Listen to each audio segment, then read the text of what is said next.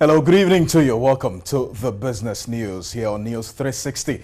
My name is Alfred Akanse. Let's go on to our first story this evening. And the Ghana cedi is expected to continue its stability on the money market from now till December this year. Forecasting the performance of the local currency, some analysts predict the cedi will not depreciate any further despite their rigorous activities on the market. The Ghana cedi has been fairly stable in the first quarter of 2016, recording just about 1% depreciation against the major trading currencies. Comparatively, the cedi slumped 17% against the US dollar in 2015, same period, with the West being 21% in 2014 within the same period. These performances have been attributed to market speculation, changes in oil prices, as well as the role of the central bank. With depreciation at 3.99% to the dollar, the local currency's performance with other trading currencies continues to fluctuate by the day. The speculators come in when the cedi starts depreciating beyond the normal levels. If we have a very stable cedi, what it does is that it takes the speculators away from the market. So we have a situation where I'm a businessman. If the cedi is not stable, I would want to buy dollars and hoard so I can use it to trade.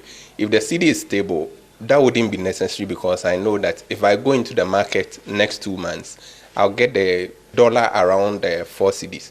A stable currency has, however, placed importers, exporters and traders on a roller coaster doing business.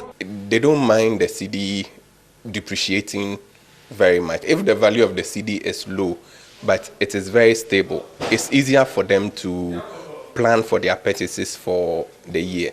And you know, Christmas too is just around the corner. They will be placing their orders for the Christmas. So if the cedi is stable, around June, you can start thinking of what you want to buy and how much you need going into December.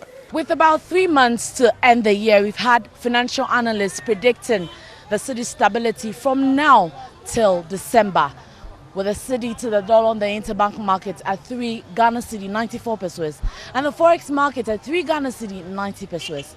This might be some good news to importers and exporters, but what is the impact on the market woman?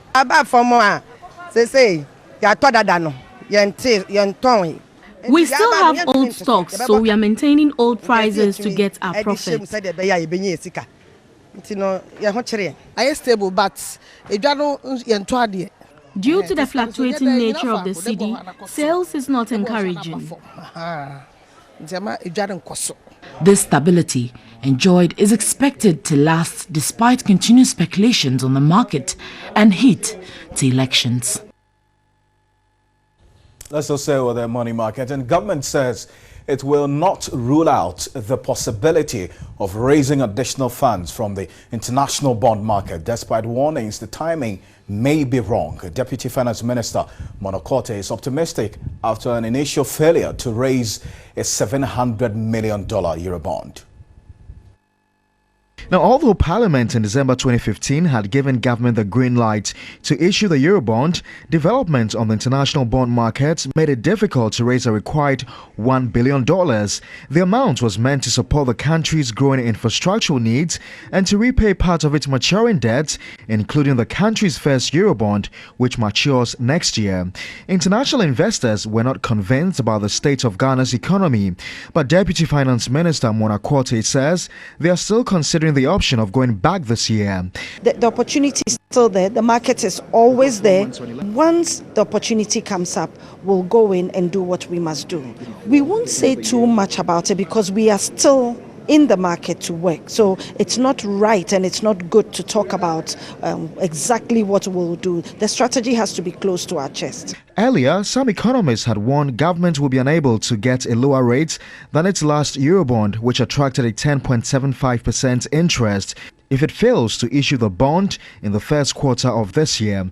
Dr. Esibe Ibua of the University of Ghana says the venture is impossible before the close of the year. I think we should find a much better way of managing the crisis now, because it's not in our interest at all at this time in an election year where IMF is still sitting on the fence, still do not know whether they should go ahead with approving this tranche, and then all the macroeconomic difficulties that the government is going through now, no investor really will be willing to dole out money at this very moment until they have some kind of surety, some kind of guarantee.